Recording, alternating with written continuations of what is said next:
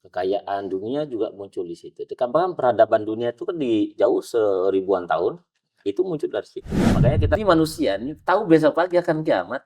Kalau ditampakkan emas akan apa? Tetap ya, Akan Ustaz ya? tetap. Karena hakikat manusia itu ya. Sahabat Circle Sejalan semua, kembali lagi di podcast Circle Sejalan, kita buka jalannya. Assalamualaikum warahmatullahi wabarakatuh. Semangat pagi, Ustaz. Masya Allah ya. Sehat ya. Alhamdulillah. Saya nggak kemudian mau ketinggalan nanya seperti yang antum instruksikan sebelumnya nih, Iya. dan mencontoh Rasul. Gimana kabarnya, Ustaz? Alhamdulillah. Iya. Ini sebenarnya apa ya? Sesuatu yang sangat ringan ya. Sederhana. Tetapi sederhana gitu ya. Tapi kesannya luar biasa. Ya. Dan itu juga dilakukan Nabi. Ini contoh paling kecil ya. Contoh. Nabi itu pernah lewat kemudian ketemu dengan anak kecil. Kemudian anak kecil itu sedang memelihara burung kecilnya. Ya. Kemudian Nabi mengatakan, "Ya Aba Umair, wahai Aba Umair, apa yang dilakukan oleh burung kecil?"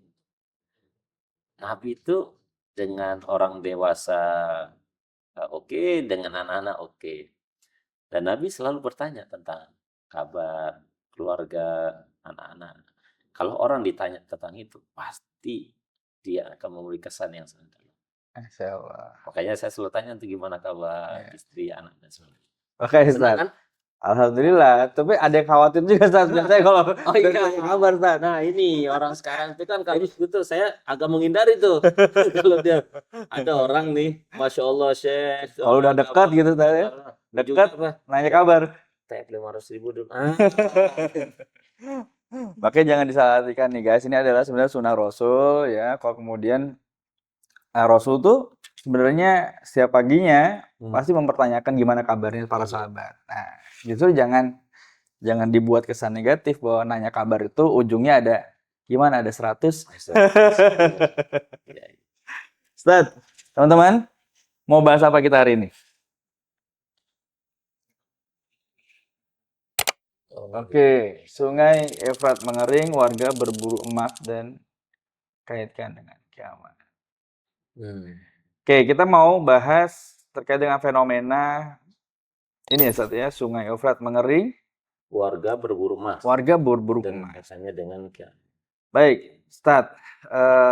Yang saya ketahui bahwa Sungai Efrat mengering itu adalah salah satu ya indikator tidak akan terjadinya kiamat sebelum mengeringnya Sungai Efrat.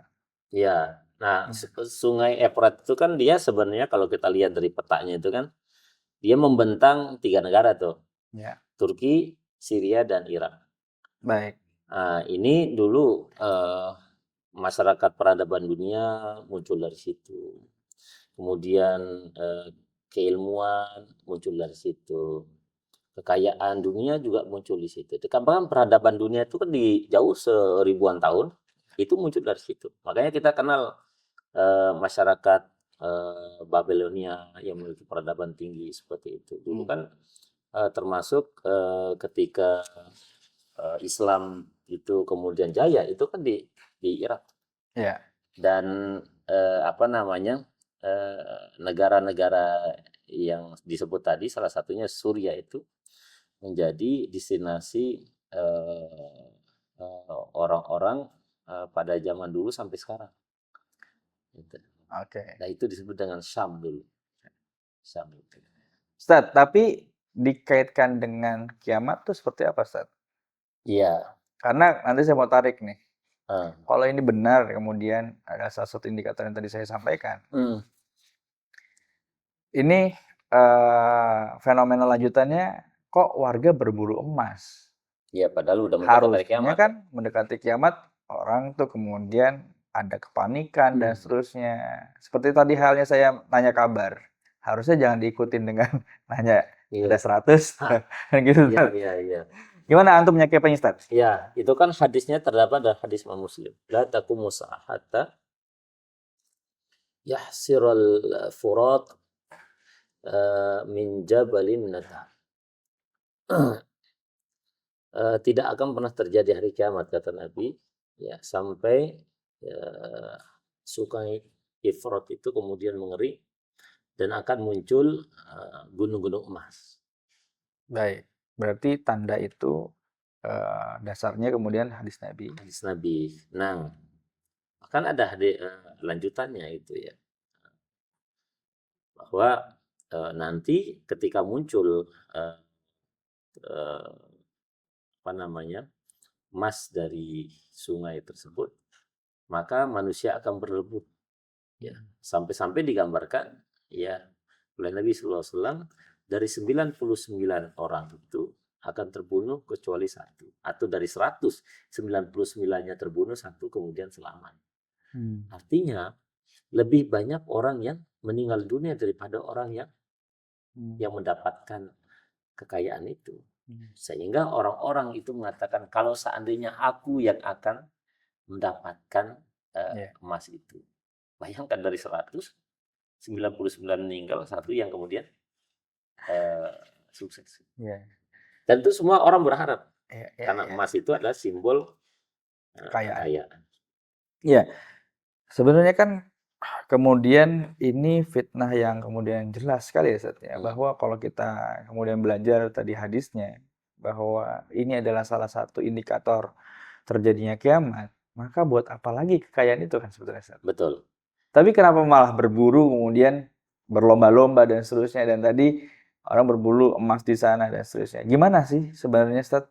Iya, gini, karena kita ini harusnya bersikap. Iya. Sifat dasar manusia ini yang perlu dipahami. Ya. Mereka tidak pernah akan puas hatta zurtumul maqabir. Sehingga mereka akan dimakamkan di kuburannya. Kan sederhana ayat itu. Sampai mereka masuk liang lahat. Dan selama mereka bernafas, maka pasti mereka itu adalah zuyyina linasi hubbus syahawati minan nisa wal banina wal qanatiril muqantarati minadh dhahabi wal fiddah wal khairil musawwamati wal an'ami wal harth dzalika mataul hayatid dunya. Ayat ini memberikan gambaran yang mendalam bahwa sifat bawaan manusia itu suka ya sesuatu yang seperti perhiasan, wanita, anak-anak, ladang, ya pertanian, emas, perak dan seterusnya. Jadi sifat bawaan. Sampai kapan itu kemudian berakhir cerita itu? Hatta zurtumul maqabir. Sampai mereka masuk ke dalam liang lahat. Ini manusia ini tahu besok pagi akan kiamat. Kalau ditampakkan emas akan apa? Tetap ya Ustaz. Tetap. Karena hakikat manusia itu ya apa namanya? Ya begitu tamak terhadap dunia. Makanya kata Nabi kan begini. Nabi itu pernah mengatakan. Padahal jelas-jelas ya hadisnya menyatakan bahwa ya ini salah satu indikator kiamat akan terjadi. Kiamat akan terjadi gitu. Dan Nabi mengatakan mewanti-wanti, jangan sekali-kali Anda mengambilnya.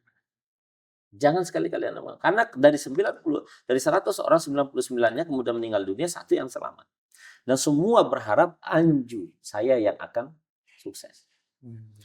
Nah, dalam hadis lain Nabi itu pernah memberikan gambaran sifat ketamakan manusia. Ya, mereka mengatakan kalau seandainya saya memiliki emas satu gunung Uhud, maka ya mereka akan mengatakan kalau seandainya saya memiliki 2 emas seperti gunung Uhud.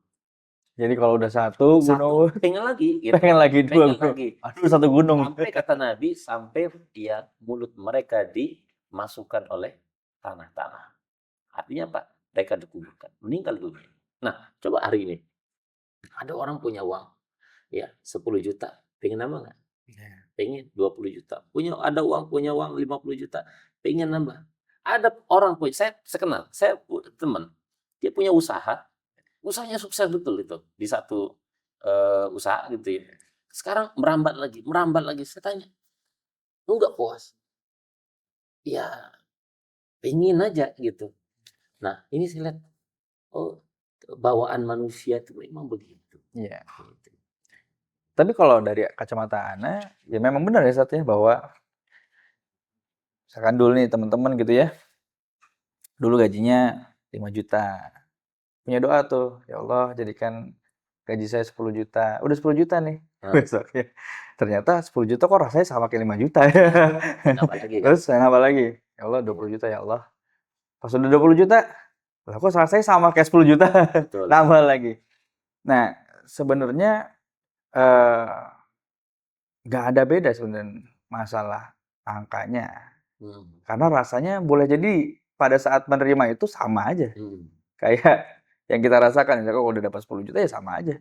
Kayak 5 juta dahulu. Begitu juga 20 juta sama aja kayak 10 juta dahulu. Betul. Tapi hal ini tuh tadi udah digambarkan sebenarnya. Kalau udah orang punya satu gunung Uhud sekalipun, dan tetap aja gunung kayaknya 2 Uhud lebih menarik deh. Iya, menarik ya. Dan kita tahu gunung Uhud itu kan 6-7 kilometer. Iya. Aku bayang nggak gitu. Iya. Dan Nabi yang berkata, Nabi itu nggak pernah berbohong. Iya. Dan sifat bawaan manusia itu. Cuma, ya kita bisa lihat orang-orang sekitar kita. Termasuk kita ya, punya mobil baru, ya lihat teman begitu, akhirnya apa? Pengen lagi yang Dan mungkin yang berbeda adalah ketika sudah punya gunung satu emas sebesar satu gunung Uhud, mungkin bisa ngerem kita apa yang you lakukan dengan emas satu gunung Uhud. Kalau mau ditambah 2 gunung Uhud gitu ya. Harusnya itu kali ya yang dipertanyakan. Kalau you punya rezeki yang dikasih Allah, misalkan satu gunung Uhud, emas itu semua isinya, apa yang membedakan? Apa yang berdampak buat sekitar kalau tadi antum? Iya. Pada akhirnya kalau kita pikir-pikir ya, bahwa apa yang dikatakan Nabi itu benar. Orang terbaik itu bukan orang punya harta banyak dalam kaca pandang Nabi ya. Justru orang terbaik itu adalah anfa'uhum linnas. Orang yang selalu bermanfaat bagi orang lain. Selalu ya, selalu bermanfaat. Orang kaya dia bermanfaat kepada orang miskin terhadap hartanya. Ahli ilmu ya bermanfaat kepada orang lain dengan keilmuannya. Direktur, owner bisnis, ya, dan pejabat, ya, dia berbuat baik, ya, dan bermanfaat bagi orang lain terhadap kekuasaan dan kekayaannya dan sebagainya. Pada akhirnya ya tadi bahwa kekayaan itu pada akhirnya sama saja. Sehingga ada kaidah yang mengatakan sebenarnya rezeki itu yang mana sih? Yang ada di saldo ATM kita, di BCA, di Mandiri, BRI, dan lain-lain itu, atau apa yang kita makan? Ya. Ada kaidah mengatakan apa yang dimakan itulah rezeki kita, apa yang kita pakai itulah rezeki kita, walaupun tidak harus memiliki. Contoh, saya itu kalau kajian sering dijemput Pak Asri dengan berbagai macam kendaraan. Tidak harus saya memiliki, tapi saya menikmati. Berarti rezeki saya nggak itu? Iya, betul kan? Betul. Saya kalau kajian, harus punya Alphard saja, karena dijemput pakai Alphard. Dijemput Alphard. Termasuk makan di restoran-restoran. Nggak harus kita apa? Nggak harus kita beli gitu. Ya, artinya terkadang dalam memandang rezeki ya, itu juga harus punya perspektif ya, mindset berdasarkan agama seperti itu. Yang sampai kita ini kan, mohon maaf ya, seringkali kemudian mindset terhadap dunia ini seolah-olah seperti pepatah mengatakan rumput tetangga jauh lebih hijau, betul kan? Nah ini yang diwanti-wanti Nabi sebenarnya. Yang diwanti-wanti Nabi itu adalah ya rasa tidak bersyukur itu. Itu tadi, karena ketika orang memiliki satu emas gunung Uhud, mereka berharap akan memiliki satu lagi seperti itu. Nah, maka ada satu tips dari Nabi, dan ini menurut saya sangat luar biasa. Ya. Kata Nabi itu begini, unzuru ila man asfala minkum. Melihat dunia itu lihat orang yang di bawah, jangan lihat orang di atas. Oke. Wala tanzuru ila man huwa fawqakum. Jangan lihat orang di atas.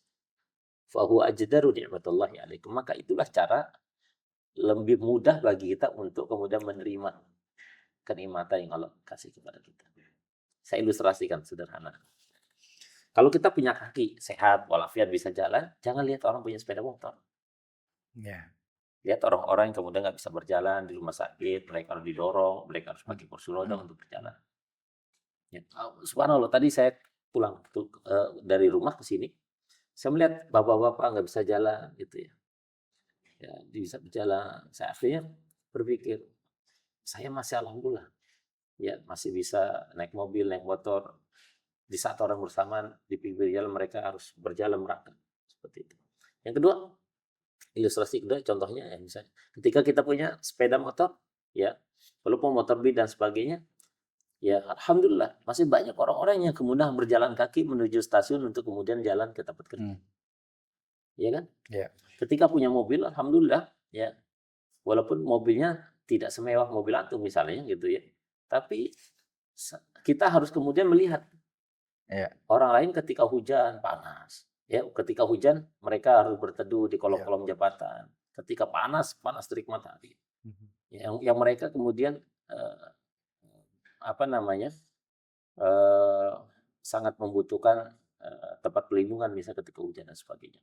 Ketika sudah punya mobil, jangan lihat orang punya pesawat. Dan seterusnya. Nah, fahuwa ajdaru nikmatullahi alaikum. Dan itu akan lebih mudah kemudian mengakui nikmat Allah begitu luar biasa. Coba tuh bayangkan, nikmat dari rambut sampai ujung kaki ini, kalau kita hitung-hitung sebenarnya Allah itu sangatlah adil. Daripada sedikit ujian yang Allah kasih kepada kita. Ini contoh sederhana.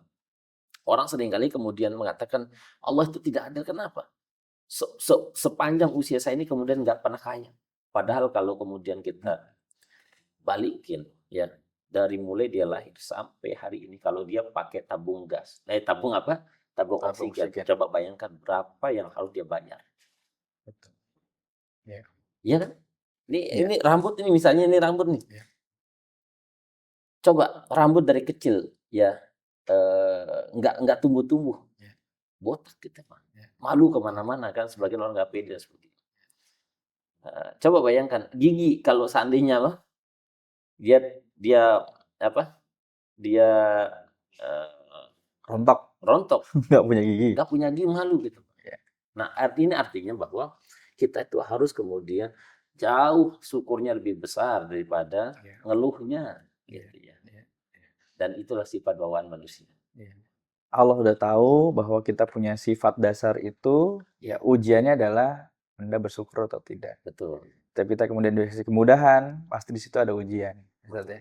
Bagaimana kemudian kita mendapatkan rezeki itu, pertama bersyukur atau tidak, kemudian punya manfaat apa untuk sekitar. Dan ketika kita udah berpikir seperti itu, sebenarnya saya jadi ingat Ustaz, bahwa ini dari cerita antum juga bahwa Utsman bin Affan. Siapa Ustaz? Abdurrahman bin Auf. Abdurrahman bin Auf yang kemudian sampai kebingungan menghabiskan hartanya yang nggak kunjung habis. Karena itu sebenarnya kan ada ayat dari Quran bahwa ketika memberikan sedekah maka 700 kebaikan ya Ustaz ya. Iya. Akan dilipat gandakan. Jadi sebenarnya soal harta ini yang paling penting adalah mindset ya Ustaz ya. Betul. Mindset miskin itu kan tetap miskin kadang-kadang itu tergantung mindset. Yeah. Ada orang punya uang tapi mindsetnya miskin. Ya kan? Ada orang nggak punya tapi mindset kaya. Ada kan? Nah, pada akhirnya kemudian saya menyimpulkan ada 3 caranya. Pertama adalah menyikapi dunia ini. Pertama adalah tentu syukurnya diperbanyak. Makanya kata Quran itu kan la in syakartum la azid. Kalau kamu bersyukur la azid. La azid itu saya akan tambah kata. Saya akan tambah. Ini Allah kali ngomong bukan caleg. Kalau caleg kan dia HP Pak. Azidannakum. Azid itu artinya aku akan tambah. Kum itu kan kalian. La azidannakum. Nah, itu yang pertama. Yang kedua, tentu harus ikhtiar. Tentang konsep dunia ini gitu. Ikhtiar basyariah, ikhtiar ya semampu kita. Gitu ya. Karena ada konsep begini Pak Asri. Ketika melihat dunia itu jangan kemudian udah Allah sudah kasih tapi nggak mau bergerak. Itu salah. Harus ada ikhtiar. Kenapa? Ada pepatah mengatakan Al-harakah barokah. Setiap ada pergerakan di situ ada keberkahan. Ya. Nggak mungkin Allah hadirkan satu rezeki kalau kita tidak bergerak. Gitu. Nah, nanti kapan-kapan saya akan ceritakan bagaimana dialog antara Imam Malik dan Imam Syafi'i terhadap konsep rezeki. Siap. Nah, ini antara Menarik. ikhtiar dengan tawakal itu nanti Ya. kapan-kapan gitu. Dan terakhir, ketika kita sudah memiliki apa yang kita inginkan dari kekayaan, ya yang tadi misalnya kita menginginkan 50 juta gaji sebulan atau 100 juta atau penghasilan sampai 500 juta sampai 1 M misalnya, ujung-ujungnya tidak semua harta itu bisa kita nikmati pada akhirnya. Ya. Pada akhirnya apa yang kita pakai, apa yang kita gunakan, apa yang eh, kita nikmati itulah harta kita sesungguhnya. Ya. Ujung-ujungnya kata anfa'uhum linnas. Orang terbaik itu adalah orang yang punya fasilitas yang bermanfaat bagi orang lain. Ya. Itu ujung daripada kebaikan di Islam. Dan memanfaatkan waktu kali ya, Ustaz ya. Iya. Karena gini, Ustaz, karena tadi jadi terbetik gitu ya dalam pikiran. Kayak punya manfaat dan juga tadi rasa syukur. Kalau kita misalkan udah punya 5 mobil, Ustaz, mewah semua. Tapi yang paling penting kan waktu. Kita nggak bisa bagi waktu jadi 5, misalkan. Dalam saat yang bersamaan. Kita naik Ferrari, kita naik Lamborghini, kita naikin semuanya. Iya. Bisa nggak? Nggak bisa. Nggak bisa kan sebenarnya. Iya. Ini coba nanti kapan-kapan coba saya Ulas. ulas. Ada 10 karakter muslim ideal. Ya. Salah satunya tanzimul awqat. Ya. Manajemen waktunya baik. Salah satu muslim ideal itu adalah tanzimul awqat. Waktunya, manajemen waktu bagus. Ya. Karena apa? Nah, karena itu ngomong waktu. Di dalam Quran itu Allah itu bersumpah dengan waktu. Wal fajri, demi waktu subuh. Kalau Allah bersumpah dalam ilmu tafsir itu menunjukkan sesuatu yang azim, sesuatu yang sangat besar. Dan Allah yang berfirman. Dan Allah bersumpah wal fajri, wal asri, dan demi waktu asr, wal laili, demi waktu malam, wal nahari, demi waktu siang. Ya. Dan wadduha, demi waktu. Artinya waktu itu ya adalah sesuatu yang sangat berharga dalam Islam. Makanya nanti salah satu orang yang akan dihisap itu adalah apa? Umurnya, waktunya. Dia manfaatkan dan habiskan untuk. Insyaallah. Nah, ini nanti pembahasan berikutnya kita bahas. Siap, insyaallah ta'ala. Mudah-mudahan berkah semua. Siap. Ya, antum sehat semua, keluarga, anak-anak, insyaallah. Ya, salam keluarga semua. Siap. Saat berarti mungkin kita simpulkan, Saat. Dari fenomena tadi, kita balik lagi dari kemudian apa yang kita tadi udah bahas sampai melenceng kepada kita pembahasan harta dan seterusnya. Jadi bahwa sifat dasar manusia itu memang selalu sama, ya, menyukai harta, perhiasan dan seterusnya. Kemudian bagaimana kemudian kita menyikapinya dalam melihat fenomena tadi? Kemudian Rasul juga sudah sampaikan, jangan kemudian rebut emas tersebut. Kemudian apalagi satu lagi yang kemudian kita harus coba kasih kepada kepada kita semua bahwa rentetan peristiwa yang akan terjadi ini di antara tanda-tanda zaman itu sebetulnya tidak penting. Ya. Yang terpenting adalah, nah ini dari closing statement ya, dan itu yang dilakukan Nabi. Ketika kita sudah tahu semua ya alur cerita dunia akan berakhir dan dunia pasti akan berakhir, pertanyaannya adalah ma ista'datna lah, apa yang kita sudah persiapkan untuk menuju menghadapi kiamat atau kematian. Karena itu yang paling urgent. Dan terakhir kata Nabi, al-kaisu, orang yang cerdas kata Nabi, mandana nafsu, mereka yang memelihara hawa nafsunya, wa amila liba ba'dal maut, dan mereka ya kemudian berusaha memperbanyak saldo kebaikannya untuk di akhirat. Karena di dunia tempat beramal, di akhirat tempat kemudian mengambil amal kita. Karena akhirat tidak mampu akan beramal, hanya mampu menikmati apa yang sudah kita perbuat di bumi ini. Masya Allah, itu closing statement yang singkat mendalam, jadi tidak usah kemudian kita heboh, kemudian panik, Rasul sudah spill, rahasianya seperti apa, yang jadi pertanyaan adalah apa yang kita siapkan untuk bekal kita di akhirat kelak. Baik, semoga kita semua saling kemudian mengingatkan. Zat masih terus semangat ya Zat untuk kita terus mendebar Berbagi kebaikan. anfa'um linnas. Baik, teman-teman Circle Sejalan semua, terima kasih. Bila taufiq wal hidayah. Wassalamualaikum warahmatullahi Assalamualaikum wabarakatuh. warahmatullahi wabarakatuh. Kembali lagi di episode Circle Sejalan kemudian. Kita buka jalannya.